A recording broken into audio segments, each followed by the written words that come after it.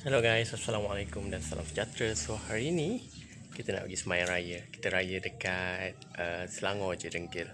So jom kita pergi sembahyang raya.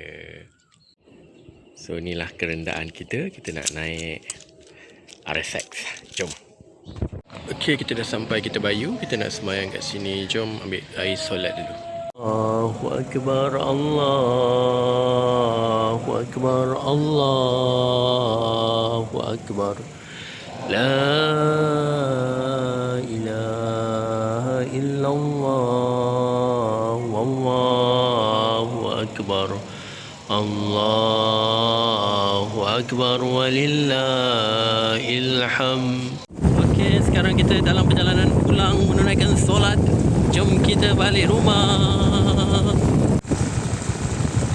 Okey, kita dah balik solat. So sekarang baru pukul dalam pukul 8.40. Kat sini solat awal pukul 8. Okey, jom. Okey, so ni makanan pagi kita. Kita ada nasi biryani, ada ayam.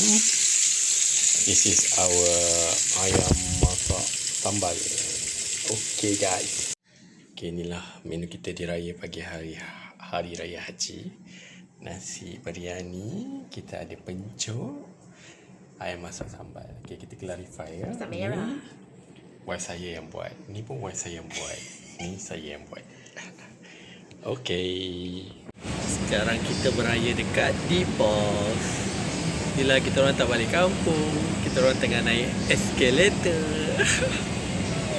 Kita dah tengok cat, nak makan-makan. Lepas tu balik. Bye-bye.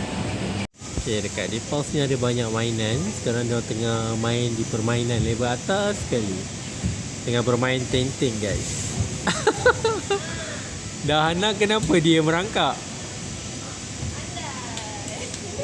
Mak je pun nak main sebenarnya. Jadi kedai haiwan dekat tepi ni. Okay. Belajar untuk bersabar. Makan dulu guys. Penat, jom kita balik. Selamat Hari Raya.